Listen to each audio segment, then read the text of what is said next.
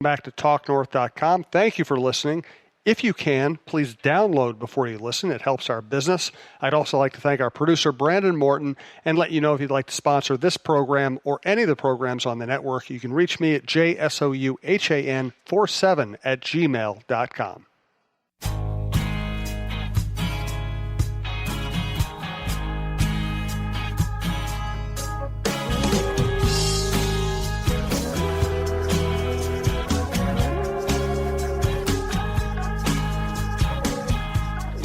I just got back from Green Bay. I was on the Chip Scoggins Express, and I don't know if you've ever experienced a Chip Scoggins Express, John, but he rents the car. He makes out a seating chart for me and Ben Gessling, and he, driving the rental car, worries when the gas gauge is half empty that we're about to run out of gas, pulls over, and then he cleans the rental car on the way to Green Bay. He squeegees the whole damn thing down. He didn't even want to tip. It's quite experience. And, I'm Jim Souhan from Star Tribune. John Krawczynski is our Vikings expert. This is the Viking Update show, part of the TalkNorth.com podcast network. If you don't know who I'm talking about my fellow columnist at Star Tribune, Chip Scoggins, is one of the great all-time characters. And we carpooled over to Lambeau Field to cover the Vikings debacle. And Chip is just a beautiful character, man. He types harder than NFL linebackers hit. I sat next to him in the press box yesterday, and my ears are still bleeding just from listening to him type. And he also needs to be every place 12 hours early. So the classic line with Chip is, gotta go. Gotta get up 3 a.m. to get to that noon game. So I had a good time. That's good. When I wasn't watching the Vikings. Watching the Vikings was rather challenging, John. I watched it live. You watched it on TV. Sometimes you get better perspective on these games watching it on the dang TV screen. But for all the myriad ways you could break down this game, I still thought it came down to Cousins just not having it. Yeah, I think that's exactly right. I was early on, I was just like, oh my gosh, the defense is laying another egg in a big game. I mean, that's what they have done historically these last few years. And it seemed like we were headed that way again when they just got blitzed from the opening drive and went right down and scored, and they put up 21 right away. And it's like, holy cow, where is this defense? But to their credit, to Mike Zimmer's credit, they recalibrated, they absolutely locked down Rodgers for the last 3 quarters of the game and gave this offense any chance it could to get back in the game. And Dalvin Cook made some plays. Stephon Diggs made a play. Kirk Cousins made one good throw to Diggs. But other than that, it felt like if they had a quarterback who was playing well and who was making good decisions, they win that game. I just think that a lot of times that the quarterback can get too much blame when you lose and too much of the credit when you win. But this time, it's hard not to look elsewhere other than Kirk Cousins and say, man, they just need more from him. And he is the big man getting the big money. He's very accomplished statistically. And some of the feedback I get is, you still got to get on the offensive line. Tell you what, I've been covering the league since 1990. I've seen quarterbacks find a way with bad offensive lines. Aaron Rodgers doesn't always have a great offensive line play in front of him. Russell Wilson's had horrible offensive line play in front of him, and he finds a way. Peyton Manning brought a Colts team in here with a WLAF quality. That's a really old school reference. World Football League quality offensive line. Brought him in the Metrodome, beat a good Vikings defense just by making it happen. Ben Roethlisberger shrugs up. I mean, there are quarterbacks all over the league who find a way. And that's the problem with Kirk, is you feel like he's going to find a way not to. Yeah, and it's, I did see a stat from one of our Athletic Vikings writers, Reef Hassan, must have got it from Pro Football Focus or somewhere, but that Cousins was pressured on 60% of his dropbacks. And if you go over 50%, that's a big number. So he was facing pressure. He did have hands in his face regularly, but you still have to find, like you said, you have to find that way. You have to make things happen in disadvantageous positions, and that's why you get paid this big money. And I know, it's kind of elementary to just go down to the money, and it's hot takey to say, oh, he's making $84 million. But look, this is what you get paid for, is to make the big plays and also to not make the big mistakes, which was clearly I mean, the throw in the end zone to Diggs that was intercepted was one that absolutely no quarterback with any sort of sense of time and place makes that throw. And, it's just like that was a backbreaker when they had all the momentum going on their side and they were rolling right down the field. And you talked about, advantageous situations. Some of his worst throws were when he was untouched, standing upright, and he threw the ball 4 feet over people's heads. Then he had the classic, and I want to actually debate the play call because that's another source of controversy within the fan base, and I disagree with the fans. I know that's shocking, but I disagree with the fans a lot on this one. Let me tell you, though, our show is sponsored by Twill in the Dining Galleria.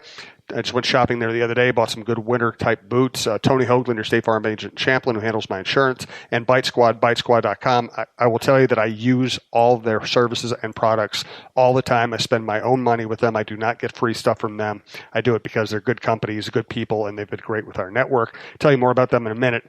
And here's another easy hot take. Oh, you're running it down their throats. Why do you have Cousins throw there? Keep running it. Right. If you're really going to get to a point in week 2 of the NFL season, we're going to say, let's not have our $84 million quarterback make any throws, then just call the season off. 100%. Like that's the whole thing is you cannot run every single play. This is 2019. Yes. Like this is when nobody runs anymore. And so you should be able to, in a spot where you have gashed them in the run game, theoretically, that does, I like the logic behind it. And Zimmer said it after the game, too. He's like, hey, we thought they were tired. They were misaligning. This was perfect for play action and get someone open and take a shot. And so they did it. And the play call itself was not wrong. No. I don't think at all, because you take that. And then, I had an exchange with a Twitter follower who said, well, you at least have to tell Kirk Cousins that, if it's not there, throw it away. Do you have to tell you don't have to Kirk tell him Cousins that. if it's not there, throw it away? He's 8th year in the NFL. This is not Tanner Morgan. No. Like, this is Kirk Cousins, who's been here and done that, who's making a lot of money, who, just make the right decision. And that's the whole thing. Now, I'll only give him just a sliver of a shred of I'm not going to allow you to do that here, because what have we talked about all offseason was that Kirk Cousins was probably too cautious, wasn't taking enough chances sometimes, and didn't cut it loose and give his receivers a chance to make a play. So he wants to be a little bit more of a playmaker, maybe needs a little more Brett Favre, Case Keenum in him, but at the same time, there's a difference between cutting it loose and being reckless, and that was just a reckless play on first down to do. So yeah, that's the classic where you roll out, you look, okay, if they're covered, throw it out of the back of the end zone. That's fine. Then come back and live to fight another down. And it was just such a basic and such an elementary mistake that you should not. The coaches don't deserve blame for that. No one else does. The offensive line doesn't deserve blame for that. It was Cousins thrown off of his back foot from 15 yards behind the line of scrimmage and made just the worst throw you could make in that situation. That's the bottom line. Yes, and you don't. That's a common theme you hear throughout sports and with fandom is, oh, why didn't they tell him? Why didn't they? It's like, why don't you call every pitch in baseball from the dugout? Because you can't manage every situation. You can't overmanage every situation. And your players have to develop their own sense of intelligence, of in-game intelligence. If you have to tell somebody something every play of every game in every sport, they're probably not that good to begin with. Right. You should not have to be conservative with a player like Kirk Cousins. You just shouldn't. No. Like that's a guy who's supposed to be one of your best offensive players, a leader, someone you can rely on, who you brought in to balance your offense. And so if you are going into week 3 hoping against hope that Kirk only has to throw the ball 10 times a game like he did in week 1, that's a bad spot to be in. No matter how good your running game is, you can't be Nebraska. You can't, this is the NFL, man. You're going to have to win games throwing the ball because sooner or later that those defenses are going to line up and make sure that Dalvin Cook doesn't beat you. And Cook was unbelievable in the game. Madison had just had a really good run leading up to that play. But at the same time, you have to be able to be, as Kevin Stefanski always says, multiple. And you have to have different facets of your offense, or else you're not going to go very far in this league. It's just the bottom line. Thanks to Twill, not only for sponsoring the program, but for just running a really fun shop. I don't like clothes shopping in general, but with their staff and their personalities, the relaxation, the fact they always have a game on the TV, it just really relaxed. I'm here with my wife, Stacy. We went to Twill in the Edina Galleria the other day. We saw Scott Dayton, and I bought the nicest sport jacket I've ever owned, the most comfortable pants I've ever owned. They're Brax.